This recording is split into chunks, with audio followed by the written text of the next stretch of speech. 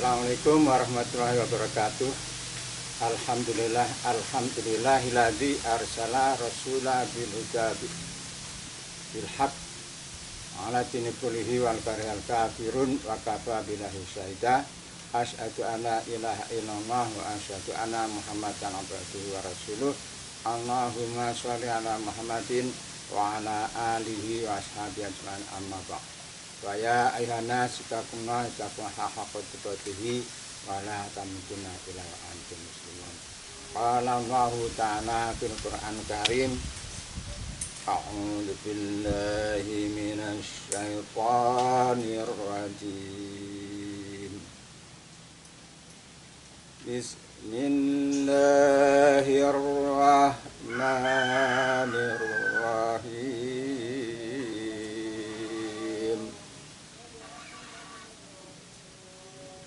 Wal yahsal ladina law taraku min khalfihim dzurriyyatan di'afa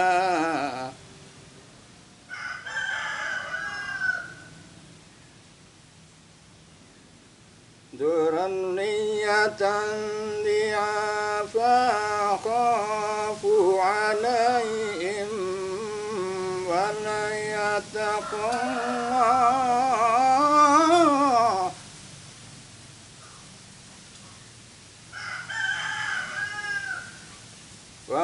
yattaqullah wal yaqulun qawlan karima.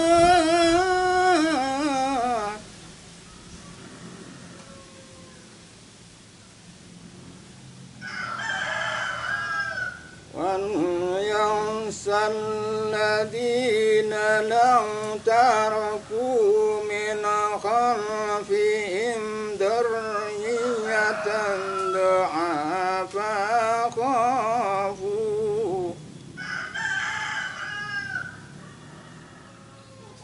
خافوا عليهم فليتقوا الله وليقولوا قولا sadida.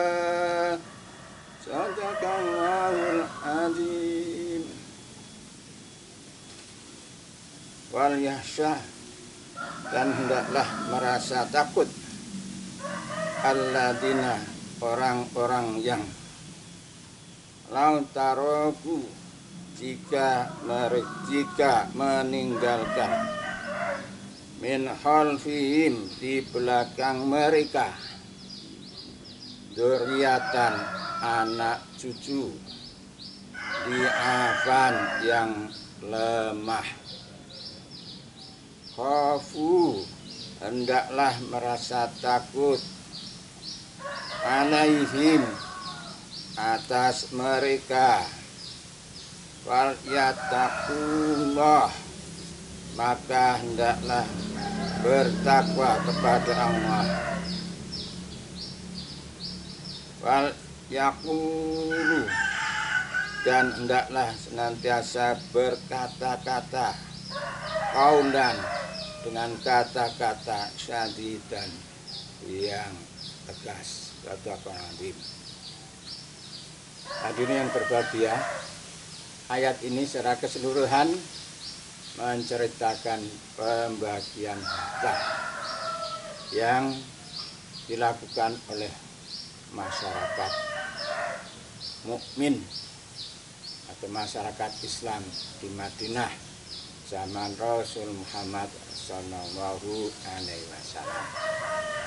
Namun kali ini yang menjadi penekanan saya bukan pada pembagian zakat, yang mana yang lebih utama adalah supaya kita memperhatikan kepada anak cucu kita, terutama di saat-saat ini yang sering sudah disebut sebagai zaman yang gila, zaman yang berbeda dengan ideologi atau dengan kondisi yang dicita-citakan atau kenyataan yang ada pada diri kita, generasi yang ngambang. Tolong mari kita perhatikan, ayat tadi memberikan wanti-wanti pada kita supaya kita itu mempunyai rasa khawatir mempunyai rasa takut, mempunyai rasa cemas jika kita nanti meninggalkan generasi anak cucu yang lemah. Lemah harta, oke, kita bisa mencarikan. Lemah fisik bisa kita latih. Terutama yang paling fatal adalah lemah akidah. Lemah pemahaman anak-anak kita terhadap ajaran-ajaran agama kita. Kelemahan akidah yang terdiri dari pengetahuan dan praktek itu, inilah yang membahayakan kita. Dewasa ini teknologi berkembang dengan pesat. Dewasa ini kita tahu anak-anak sudah asyik sekali kalau sudah bermain dengan game, dengan gadgetnya dan sebagainya. Bahkan dunia sudah mereka miliki dengan adanya satu, yaitu teknologi modern, HP. Mereka sudah asyik main HP, tidak melihat waktu. Bahkan ketika diperintah oleh orang tua untuk membantu sesuatu, kadangkala menyanggah karena masih tanggung terhadap permainannya di HP itu. Kemudian yang lebih fatal, mereka seringkali mengabaikan perintah-perintah Allah, yaitu tentang sholat mereka. Sholat mereka kadang galau, kadang tidak begitu diperhatikan, apalagi kalau sedang asyik dengan permainan. Marilah para pemirsa dan para netizen semua, kita perhatikan anak-anak kita. Kita berikan waktu yang lebih, kita awasi sehingga kegiatan mereka menjadi kegiatan yang betul-betul positif. Banyak sekali terjadi kenakalan remaja karena melihat dan menonton film di HP. Netizen yang berbahagia, sekali lagi perhatikan anak-anak kita. Anak-anak kita yang soleh kelak akan membantu dan menolong kita di yaumul qiyamah. Diceritakan di kitab Riyadhus Shalihin, ada segerombolan anak muda yang waktu itu terjadi setelah hari kiamat. Yaumul hisab sudah berlalu. Orang-orang semuanya sudah masuk ke dalam surga bagi yang mendapat vonis surga, dan sudah masuk ke neraka bagi yang mendapat vonis ke neraka. Ada beberapa kelompok anak muda yang masih asik duduk-duduk di salah satu halaman atau di altar yaumul hisab. Malaikat mendekati dan bertanya, "Wahai anak muda, bukankah engkau sudah dihisab untuk masuk surga?" "Betul, malaikat, kami sudah ditetapkan masuk surga. Kenapa kalian tidak segera masuk sana?" Anak itu menjawab, "Kami menunggu orang tua kami." "Siapa bapakmu?" "Fulan bin Fulan." "Lah, sekarang ayahmu di mana?" "Ayah saya sedang dihisab di salah satu neraka." "Lalu keinginanmu?" "Kami ingin masuk surga bersama dengan orang tua kami, baik bapak maupun ibu." Masalahnya, sekali lagi masalahnya, orang tua saya sudah dihisab di neraka. "Oh begitu," malaikat. "Maaf, sesuai dengan keputusan sidang, apapun yang sudah terjadi atau yang sudah diputuskan tidak bisa diganggu-gugat. Orang yang sudah masuk surga, maka biarlah dia masuk surga. Dan yang sudah di neraka, dia akan tetap di neraka. Karena apa? Dia itu sudah memetik hasil amalnya sendiri. Di surat Al-Baqarah sudah dijelaskan, laha maka sabat wa alaiha maktasabat.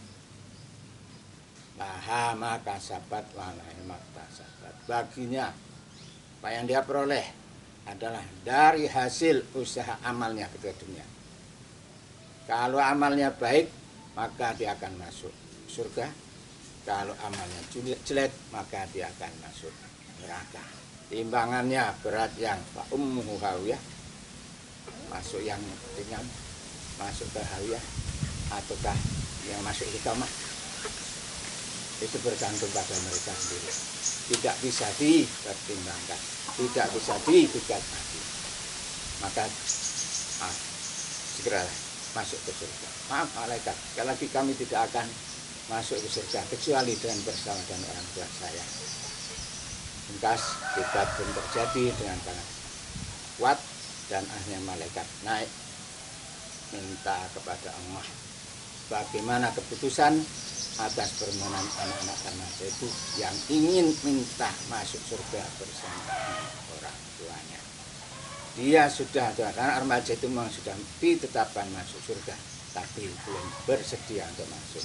Maka Allah dan kebijaksanaannya dan ilmunya memutuskan, malaikat, tolong cari orang tua dari anak-anak itu di neraka mana. Kalau sudah ketemu, mandikan di Nahrul Hayat, berilah pakaian dan angkat mereka ke surga. Baik ya Allah. Maka malaikat muncul dan mencari orang tua mereka. Dicari dalam puing-puing, dalam abu dan sebagainya, dalam bara orang tua masing-masing. Kemudian diangkat, diberi kesehatan dan disuruh mandi dalam sungai Nahrul Hayat, kemudian berpakaian surga. Kata malaikat, dah sekarang temui anak-anakmu di altar hisab. Orang tua segera mendatangi dan bertemulah mereka dengan anaknya masing-masing. Loh, kok kamu nak? Iya saya pak, iya saya bu. Lah kamu ngapain di sini? Saya sudah dihisab masuk surga bu. Tapi saya tidak mau masuk surga kecuali bersama dengan ayah ibu. Dan kata malaikat, Allah mengabulkan. Silahkan ibu berdua masuk surga bersama dengan anak-anak ibu. Karena anak-anak ibu dan bapak, anak-anak yang soleh, yang bisa mengangkat derajat orang tua. Sehingga kalian diangkat semua ke dalam surga. Silahkan, mari masuk ke dalam surga bersama kami arah beramai-ramai. Jamaah kaum muslimin wal muslimat dari segala sebutan ini, insya Allah anak yang soleh, yang mampu mendoakan kepada orang tuanya, itu akan mengangkat derajat kita, meringankan beban kita di akhirat, sehingga kita bisa lebih mudah masuk ke surga. Sekali lagi, mari kita perhatikan anak-anak kita berdasarkan perintah itu, surat An-Nisa dan hadis yang saya ceritakan tadi. Semoga Allah memberi kekuatan dan kepada kita. Assalamualaikum warahmatullahi wabarakatuh.